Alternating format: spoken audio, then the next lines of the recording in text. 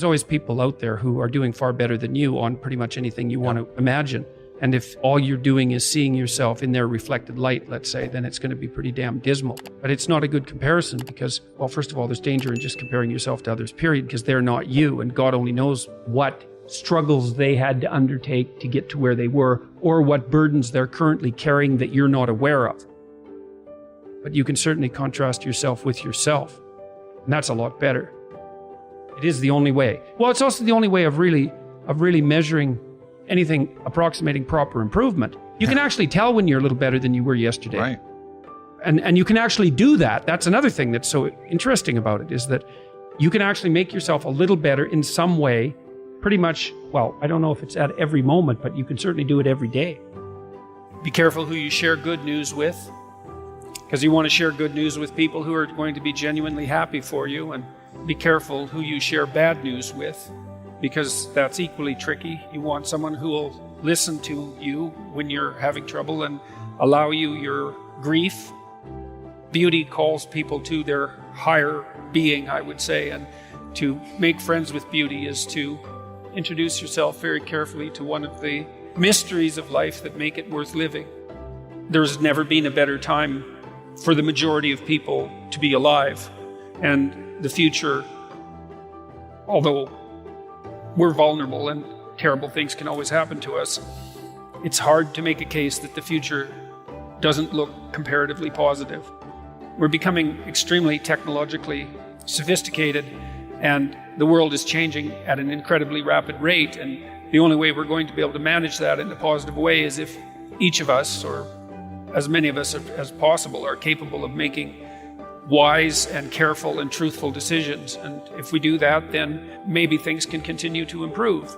You don't get people to stand up on their own 2 feet and to adopt responsibility if everything is given to them. And that's a real conundrum.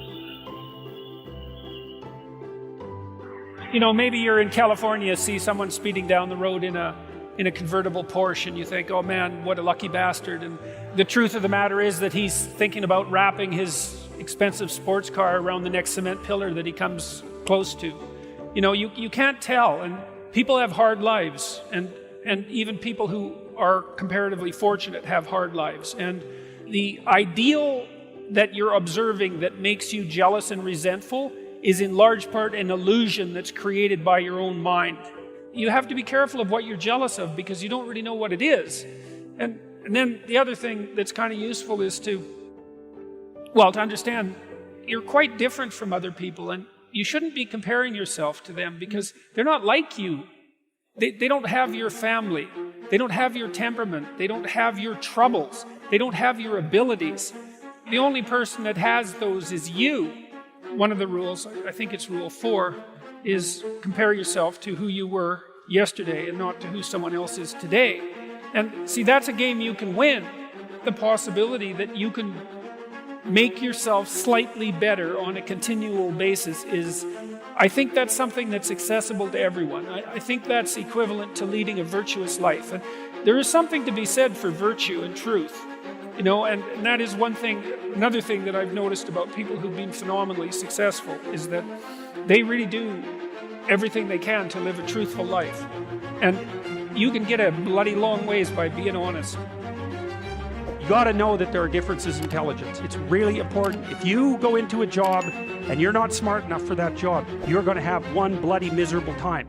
And you're going to make life wretched for the people around you because you won't be able to handle the position. But what you really want to do, as far as I can tell, if you want to maximize your chances for both success and let's say well-being, is you want to find a strata of occupation in which you would have an intelligence that would put you in the upper quartile. That's perfect. Then you're a big fish in a small pond. And you don't want to be the stupidest guy in the room. It's a bloody rough place to be. So, and you probably don't want to be the smartest guy in the room either, because what that probably means is you should be in a different room. If you want to be the best at what you're doing, bar none, then having an IQ of above 145 is a necessity, and maybe you're pushing 160 in some situations, and maybe that's making you one person in 10,000 or even one person in 100,000. And then also, to really be good at it, you probably have to be reasonably stress tolerant and also somewhat conscientious. Why is it that smart people are at the top of dominance hierarchies? And the answer to that in part is because they get there first, right? I mean, everything's a race, roughly speaking, and the faster you are, the more likely you are to be at the forefront of the pack. And intelligence in large part is speed. That's not all of it is. So if you're moving towards something difficult rapidly, the faster people are going to get there first. You're going to have to put some effort into your life, and you need to be motivated to do that. And so what are the potential sources of motivation? Well, you could think about them in the big five manner. You know, if you're extroverted, you want friends. If you're agreeable, you want an intimate relationship. If you're disagreeable, you want to win competitions. If you're open, you want to engage in creative activity. If you're high in neuroticism, you want security. Okay, so those are all sources of potential motivation that you could draw on, that you could tailor to your own, your own personality. But then there are dimensions that you want to consider your life across. And so we ask people about, well, if you could have your life the way you wanted it in 3 to 5 years, if you were taking care of yourself properly, what would you want from your friendships? What would you want from your intimate relationship? How would you like to structure your family? What do you want for your career? Well, how are you going to use your time outside of your job? And how are you going to regulate your mental and physical health, and maybe also your drug and alcohol use, because that's a good place to auger down. And that tangles in your incentive reward system. We talked about the dopaminergic incentive reward system, and that's the thing that keeps you moving forward. And the way it works is that it works better if it produces positive emotion when it can see you moving towards a valued goal. Okay, well, what's the implication of that? Better have a valued goal, because otherwise you can't get any positive motivation. Most creative people fail at producing their creative product and monetizing it, right? So your default position, if you're a creative person, is you're going to fail.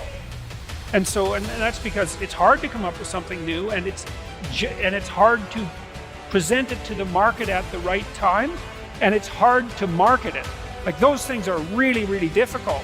And so what successful entrepreneurs do is they just keep doing it over and over and over and over and over and over and over.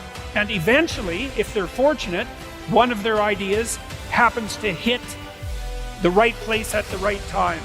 Even if your idea is good, that doesn't mean it will be successful. There's so many things that have to be taken into account. So this is partly why persistence, and that's part of conscientiousness, is so useful. It's like persistence is helpful because it enables you to run many, many experiments. And you need to know that the baseline is failure. It's important, because otherwise you'll blame that on yourself.